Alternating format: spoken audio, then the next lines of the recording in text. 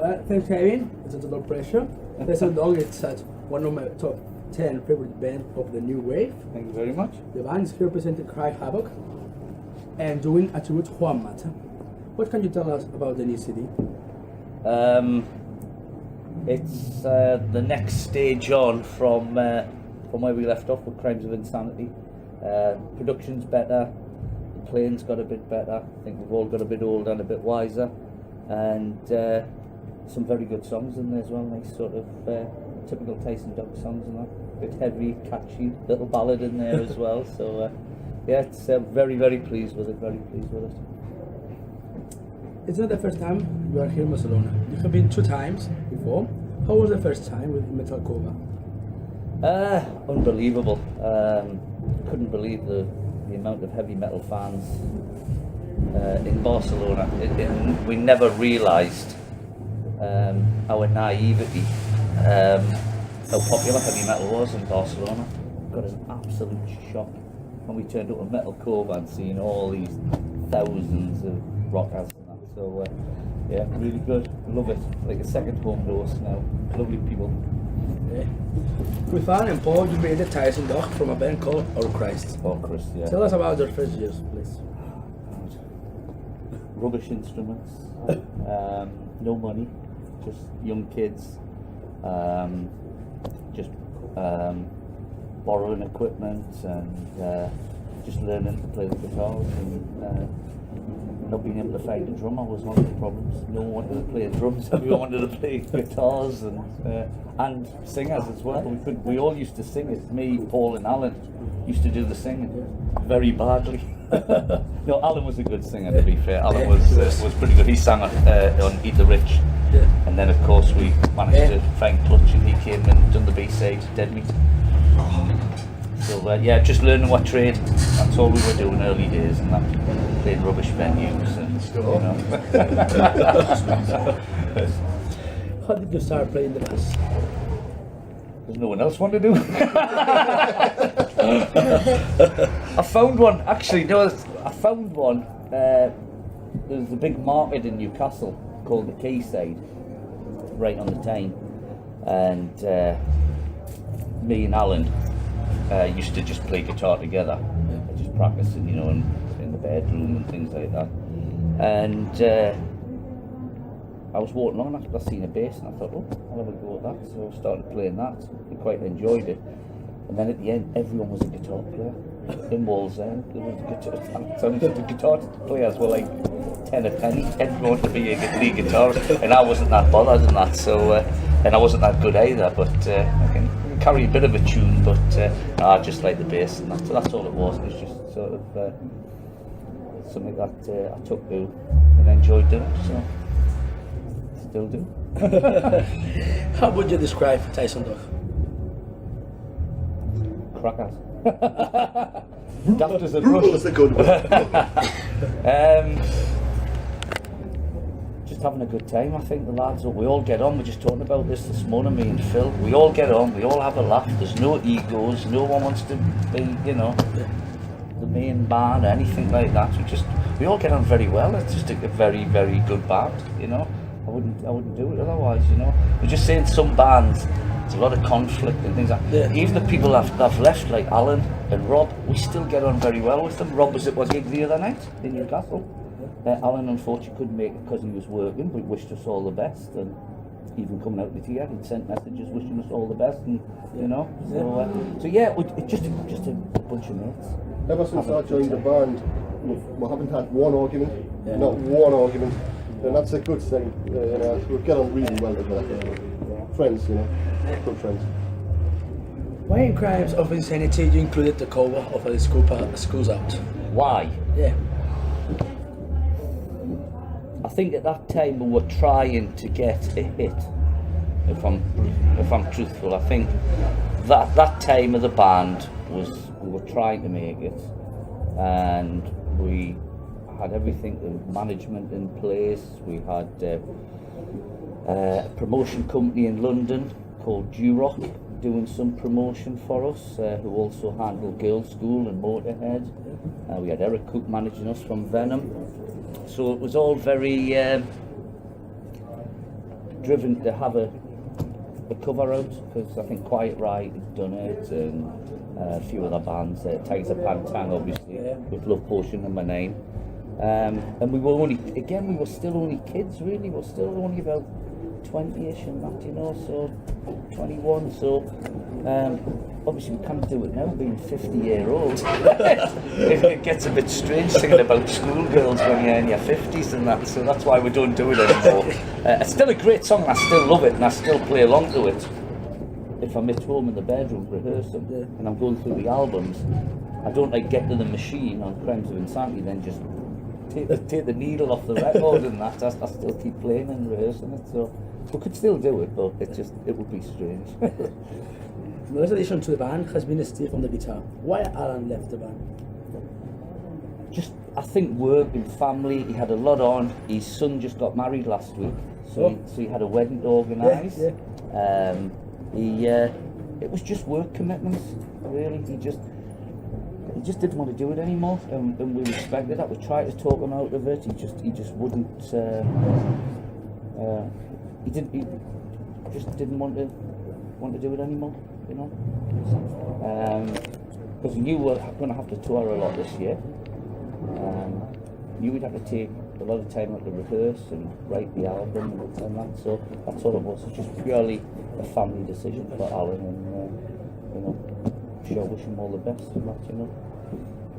Still keep in touch with each other and that. So I sent him a copy of Crimes of Insanity, and Cry Havoc, and he loves it. Because he knew most of the songs. He was rehearsing them before he left anyway. And that, so. But no, I still sort of still keep in touch with him. The previous one edition was Phil, a real monster that has been playing with Luc Thier and Satan. Is he the ideal drummer for the dark sound of the band, similar to Venom? No, nothing like Venom. No, definitely You not. have a dark sound, not like the other. A dark sound. Yeah, you have a dark sound. Right, yeah, quite a heavy sound. Yeah. Aye. Yeah, I wouldn't say anything like that. We're just mates with them, like, but no, definitely not. I mean, Jeff mainly. The reason we got Jeff in to do Cry Havoc is because Jeff is a massive, like Judas Priest fan and just a heavy metal fan. And you in British heavy metal, you know, even though he plays like quite death sort of, you know, black metal. But that's the only way the connection with Venom starts, and they're just friends and all this, you know. Yeah. I would have been a show myself. How Tysondog decided to return after 20 years?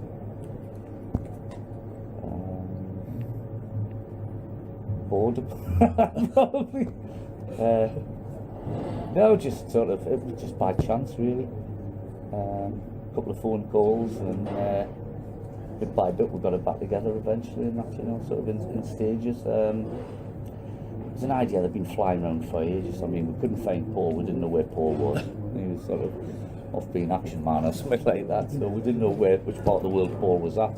And I managed to track him down there, sort of via his ex-mistress. I rang her and found out where he was actually still in the country and that, and where he was, so I managed to get in touch with him. But we started off, me, Alan and Rob, got it together, and eventually dragged Paul back in, and managed to drag Clutch back in as well. So, but you know, unfortunately, there's one member's left. Yeah. The other one's come in. But yeah, I think it was just wanted to do it. We didn't want to just sort of leave it. It was still unfinished business, I think that was the thing. Glad we did it as well. Glad we got it back together as well. Otherwise you wouldn't have Cry Havoc. Yeah. How is it to be 30 years in music? I was 30 years old. 30 years. Well, I don't think I haven't really been 30 years in music. Came out of it a while, you know. This has been the longest we've been together. This is the second time we've been together the longest, whereas at the beginning it was intense, so it was like maybe 3 or 4 years of just learning the songs, learning the instruments, and just putting the band together. But it's good, and see, it's great to still be doing it after all these years. Meet so many new people and youngsters buying the music, and that's, it's really good. So, I've been in it for 30 years, but we've, I think probably more like 10 years, probably 10, 15 years, with a break. To have babies and have families and buy houses and mortgages and that stuff. Well, that's a question from Victor. Yeah. And have you got the same feelings now like 80s? Same feelings, better feelings now. In the 80s we were just young and daft and silly and used to drink far too much. We'd never do that now.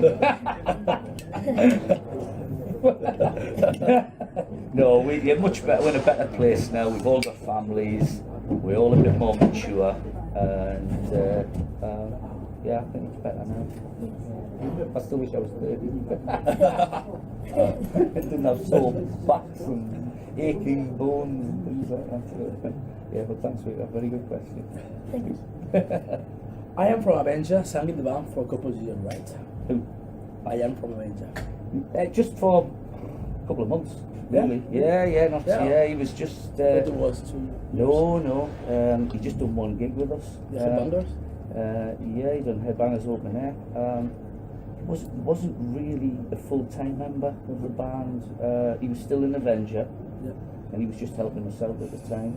There was discussions about them joining because Alan had left and Alan had been doing the singing. Again, family reasons, work commitments, and so we needed a singer. It was only me, Paul, and a drummer. He didn't like us singing. He's only us singing. So like backing vocals, but so yeah, Swifty just coming to do the one gig, was with us a few months. Alan came back into the band, and Swifty continued on with Avenger. Again, still good friends. So, and then we dragged Clutch back in. The man said we've been trying to persuade Clutch for years to come back into the band, and he didn't have much interest. Then he came to see us at a gig in Newcastle, and then we got him up on stage to do a song, and he got the bug again, and he sort of realised he wanted to do it again. So here we are. Yeah. In the end, has a similarity to Revelation of Iron Maiden. Do you agree? Sorry, excuse that again? A Revelation from Iron Maiden. A similarity. Like Iron Maiden. Yeah. Because Revelation is from 983 and in the end is from 984. Right. I mean, the Iron Maiden sort of paved the way for like a lot of us bands and that. The thing I remember about Iron Maiden is young lads was seeing them on Top of the Pops, which was an English programme, and it was all just pop bands, rubbish, Spandau Ballet, Duran, and then all of a sudden Iron Maiden come on and they played live, so that was a bit whoa, great. It was great to see here, like heavy metal being played on the BBC, so yeah, I wish I had the money though.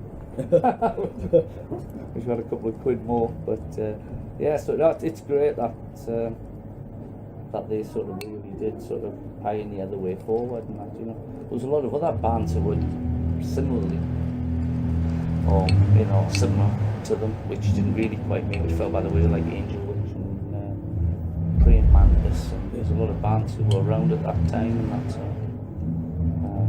I still think our album's better than their first. I think Touch is a better singer than Diano. Do you agree? Yeah. Paul Diano wasn't a great singer. Sorry, Paul. How were the 80s in Newcastle with mostly all the new wave bands? That was a great time. I say everyone wanted to be in a band, everyone was a musician, and everyone all knew each other. And there was a pub in Newcastle called Trillions, which unfortunately just closed down. and it was just a great place to go and meet and chat with different musicians. There's a lot of competition now, which doesn't seem to be the case as much nowadays. And that, you know, there's a lot of one-upmanship, and if you got in Kerrang and someone didn't, then it was a bit, you know, why are they in and we're not in? Not from us, from other bands. No, but it was a good time. Everyone sort of, you know, just used to get on and drink in the same pub. And yeah, it was a great time. You know, good time to be in a band. And Newcastle was just full of bands: Tigers, Raven, Warrior, Venom, Avenger, Fifth, us, Satan. You know, just it was just Yeah, in really the Queen. good. Yeah, And Molly the Queen yeah. with the London. Yeah, that's right. Yeah, Newcastle was better. Yeah, Yeah. for sure. The 2000 albums from the 80s are two masterpieces. Yeah, The first one, Beware of the Dog, was produced by Chrono. Yes. Chronos of Venom. yeah. How was the experience of having him like a producer? He used to work at the studio. He was just more or less a T-boy to start with, and he was getting into it. And the main guy was Keith Nichol. He was the brains. Keith was like the engineer. Kronos just tweaked a few things, fiddled with it, and we were just naive in that. We didn't know anything about studios, album, or recording work, anything like that. So it was suggested to use him, and it seemed like a good idea at the time. In hindsight, it wasn't great, like, because the drums were particularly great sound and that. You know, we mixed the electronic kit with the standard kit, and it wasn't that well produced. And that was probably one of the reasons to do the Hammerhead EP in 2012, because to record them 4 tracks and do them properly, you know, with a proper drummer, you know, with Rob, because Rob was a better drummer than Jed. So yeah, it was. I think it was just to use Kronos. It wasn't a publicity stunt or anything. I didn't think, oh, sell some more albums. It was just we thought he would help us, and that, you know. And to a certain extent, it did. But you know, maybe people bought the album expecting to hear another version of Venom, and we weren't. As you can tell, we were definitely not a Venom. Thanks to the first album, you played in the Dynamo Fest in Holland. It wasn't the Dynamo, actually. It was that's it. Yeah, it was called Aardschok Festival. Yeah, it wasn't the Dynamo. We were supposed to play the first Dynamo Festival, but Neat Records wouldn't pay for the transport over to the Dynamo Festival. So they pulled the plug as far as money's concerned. And we didn't have any money. You know, a lot of us were either working for minimum wage or didn't have a job. So so we played Aardschok Festival in Holland. That was it was the biggest festival we'd ever played, and that so that was really good. The only thing is, the headlining band pulled out at the last minute, which was a little band called Europe. Europe should have been headlining it, but then they managed to get a bit of an overnight hit with Final Countdown, and then they didn't play, and it was Mama's Boys, wasn't it? I think Mama's Boys came in to headline it, but unfortunately it didn't go down very well. People had paid to see Europe. They didn't turn up. They put Mama's Boys up. The place just emptied.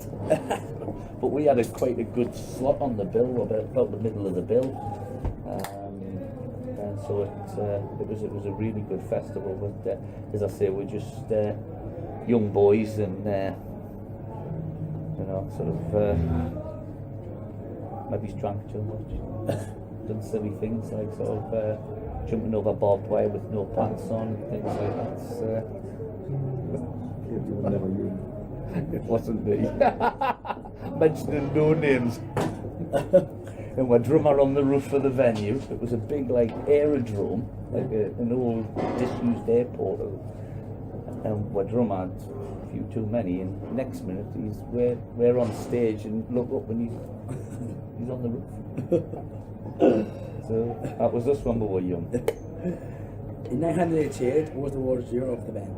Alan left the band, Clutch had a terrible accident going to the Marquis show, and Need Records decided not to produce the third record. What made that in 1987 Tysondog split up? We didn't split up. We just faded away. just fade out. No, we didn't split up. There was no fighting. There was no anything like that. We just moved on. Just got on with our lives and that, you know. Sort of started to concentrate, as I say, on work and families. I moved to Manchester, and Paul went and joined the Marines and went off to see the world. And Rob got a job on the QE2, the Queen Elizabeth, the ship, and he played in a house band. Clutch went off to Corfu to play drums in a band, and it was just so. There was no bust up, anything like that, no split really. We just decided to just put it on hold. 25 years. Just put it on hold for a bit. In 1986, you joined with Jazz Cox from Tigers of Pantan, and you created Tiger, right? That's I don't know what went wrong there. I think I had a mental breakdown or something like that. At the time, it was the heavy metal thing had died a bit, and a lot of it was like hair metal and American orientated rock and things like that. And I just all I'd done was done a 4-track EP with them, which never seen the light of day, and he still keeps threatening to put it out. But it was awful because he can't sing. And it was all very big hair and pink jackets and things like that. And so you'll actually there's a video coming out shortly that a guy from Germany's doing about NWOBHM British heavy metal, and he does an interview with Jess, and he brings out these photographs, and he's quite chuffed to say, do you know who that is? Kev, there's me looking like a right puff. So no, it was I mean, we played a good gig down in Manchester at a big club. It was videoed, and it was very pop rock, and it's not really me. I didn't enjoy it. But, yeah. Possibly you could make a new tour with Venom and Metallica, right? Yeah. But the reason why you didn't make it? We couldn't get a work permit for Clutch for one reason or another. I think he'd been a naughty boy when he was younger, and at that time it probably still is quite strict to get into America, but that was the main thing. Couldn't get a work permit for him. So again, that was another factor really why the band sort of got a bit of a back burner as well. I don't know what happened to them bands. I'm still never heard of them. To finish the interview, which 3 cities you would take to another desert island? Sorry, the 3 cities? To a desert island. To what, sorry? To a desert island. I don't understand. Which 3 cities would you take to a desert island? Oh, to take 3 singles? Yeah, CDs. Oh, CDs? Yeah. Sorry about that. I think 3 CDs I would take to a desert island. Right, Moses. That's a hard question. I like that much stuff. One would be a Judas Priest CD, without a doubt. Maybe it's Unleashed in the East. I would say it was a live album. Yeah, definitely. And Deep Purple album. Yeah. Again, I couldn't choose which one. It would just have to be maybe some Coverdale era, Burn, Stormbringer, something like that. And the Queen one. There's a right one into the mix. Yeah, I quite like Queen. So this would probably be the 3 CDs, I think. So. Which are your influences? Your influences? Influences. Thin Lizzy, Deep Purple, Stroke White Snake, Queen, and say Judas Priest. But a lot of the sort of that